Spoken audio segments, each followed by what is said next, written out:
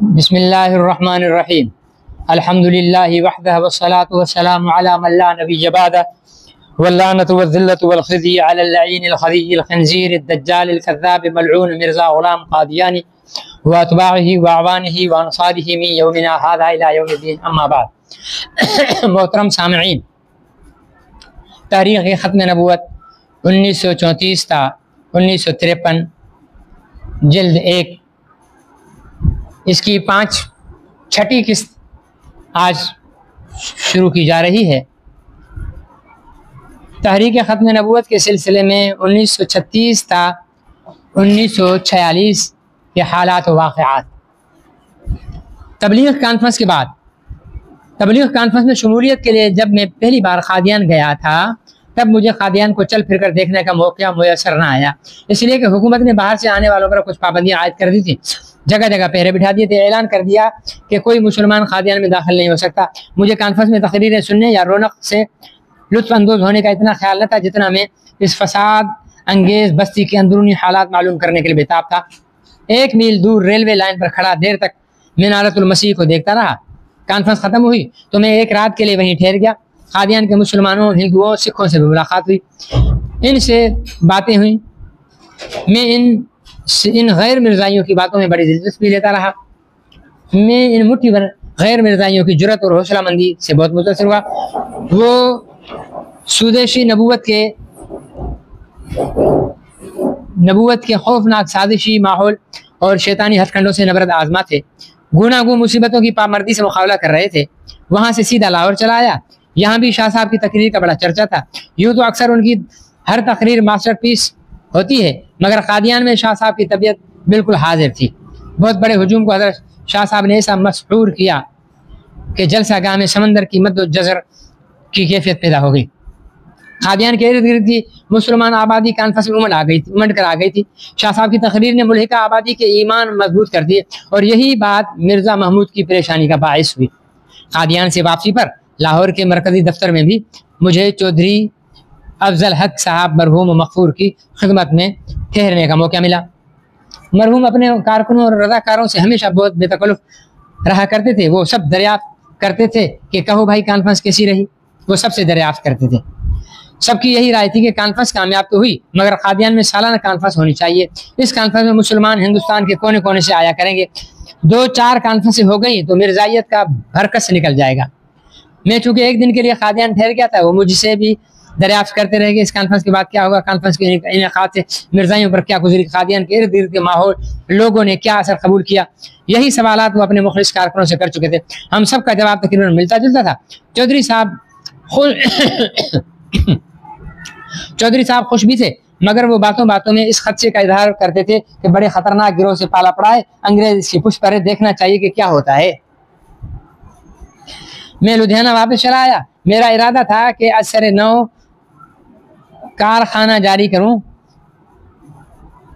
2 سال سیاست سے کنارہ ہو کر دولت کماؤں اور پھر سے اس قابل ہو جاؤں کہ جماعت کی کچھ امداد کر سکوں۔ مولانا حبیب الرحمان مرحوم و مغفور میرے بچپن کے ساتھی تھے اور بے تکلف دوست سے ان سے مشورہ کیا، وہ بھی رد و قط کے بعد راضی ہو گئے۔ میں ابھی سوچ ہی رہا تھا کہ مجھے چودھری صاحب مرحوم نے لاہور بلا بھیجا۔ ملاقات ہوئی، فرمانے لگے تمہیں معلوم ہے قادیان میں کیا ہو رہا ہے؟ میں نے عرض کیا مجھے اس سے زیادہ کیا معلوم ہوگا؟ کیوں خیر تو ہے؟ فرمانے لگے مرزا محمود بہت کائیاں شخص ہے، وہ قادیانی خلیفہ ہونے کے علاوہ بہت بڑا پالیٹیشن بھی ہے، بڑے جوڑ توڑ کا آدمی ہے۔ ایک طرف اپنے مبلغوں کے ذریعے تبلیغ کا کام چلاتا ہے تو دوسری طرف سیاسی ہتھ کنڈوں سے داؤ مارتا ہے۔ وہ بھی ہم غریبوں سے دولت کے انبار پر برطانوی قوت کے سہارے کھڑا ہو کر کشتی لڑتا ہے۔ مولانا عنایت اللہ نے اپنی بساط سے زیادہ کام کر رہے ہیں، وہ جم کر بیٹھ گئے ہیں مگر وہ تنہا ہیں۔ دینی مسائل اور مناظرہ میں تو مات نہیں کھاتے، بڑی جرأت سے ڈٹ کر مقابلہ کر رہے ہیں۔ ہمارے پاس ان کی امداد کے لیے ہمارے بہترین رفیق اور مناظر مولانا محمد حیات فاتح قادیان صاحب کے علاوہ دوسرے اور مبلغین موجود ہیں، انہیں بھی بھیج دیا جائے گا، مگر میں چاہتا ہوں کہ مرزا محمود کی سیاست کا مطالعہ بھی کر لیا جائے۔ قادیانی تبلیغ اور قادیانی سیاست 2 جدا جدا محاذ ہیں، جب تک دونوں محاذوں پر مقابلہ نہ کیا جائے کامیابی نصیب نہ ہوگی۔ اگر خدا نخواستہ غفلت سے کام لیا گیا تو مرزائیت برطانوی اقتدار کے سہارے مسلمانوں پر امر بیل کی طرح چھا جائے گی۔ میں نے عرض کیا چودھری صاحب کیا ارادہ ہے؟ آپ نے کیا پروگرام بنایا ہے؟ فرمانے لگے تم یو پی تو نہیں جا رہے. میں نے عرض کیا کہ میں نے تو حضرت حبیب الرحمن صاحب سے مشورہ کیا ہے, میں اب کہیں جانے کا ارادہ نہیں رکھتا, میں 2 سال رخصت پر جاؤں گا تاکہ اس عرصے میں کچھ دولت کما لوں, تب میں اپنے رفیقوں کی امداد بھی کر سکوں گا, وقتاً فوقتاً ہاتھ بٹاتا رہوں گا. وہ میری جانب دیکھ کر سنجیدگی سے فرمانے لگے تم بھی اس طرح سوچتے ہو؟ میں نے عرض کیا پھر کس طرح سوچوں, آپ ہی فرمائیے. فرمانے لگے ارے اب تو مخالف کے پنجہ میں پنجہ ڈال دیا ہے, یہ وقت مڑ کر دیکھنے کا ہے. مڑ کر دیکھنے کا ہے. مرحوم کچھ کبیرہ خاطر ہو گئے, جیسا کہ میں عرض کر چکا ہوں. انہیں اس حالت میں دیکھ کر بے قرار ہو جاتا تھا. میں نے عرض کیا چودھری صاحب فرمائیے مجھے کیا حکم ہے؟ فرمایا قادیان چلے جاؤ.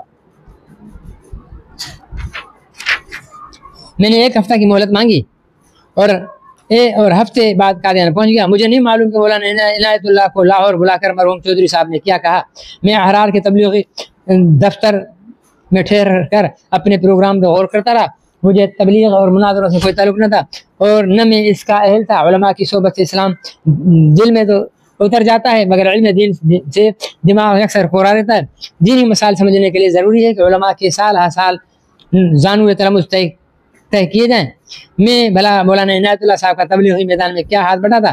میں اس کام کے لیے گیا ہی نہ تھا. میرا کام بالکل مختلف تھا. میں مسلمانوں ہندوؤں سکھوں سے معمولی واقفیت کے بعد اپنے لیے جگہ کی تلاش میں تھا.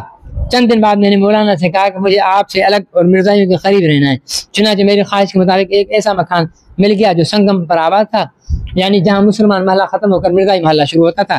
میری رہائش بیچ کے مکان میں تھی. ایک دیوار مسلمان کے مکان سے ملک تھی, دوسری دیوار کے سائے میں مرزائیوں کا گھر تھا. میں یقین رکھتا تھا کہ میں یہاں خود نہیں آیا اور نہ مجھے چودھری صاحب نے اس ڈیوٹی پر مامور کیا ہے. مجھ گنہگار کی خوش نصیبی یہاں کھینچ لائی ہے. خدا ضرور میری امداد کرے گا. میں حبیب خدا کی آبرو کے مخالف کو پریشان اور زج کرنے کے لیے بھیجا گیا ہوں. مایوسی اور خوف دونوں میرے دل سے نکل گئے.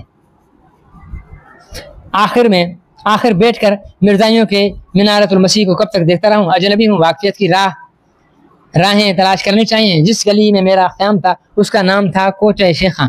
میر محلہ ایک مرزائی تھا مگر مجھ غریب الوطن سے کوئی بات نہ کرتا تھا. کچھ دن بعد میں نے گھر سے باہر قدم نکالا. بیٹھک کے باہر کرسی بچھا کر بیٹھا تو محلے کے مسلمان آنے جانے لگے. تب مرزائی ہمسایوں کو پتہ چلا. کہنے لگے یہ کم بخت تو احراری معلوم ہوتا.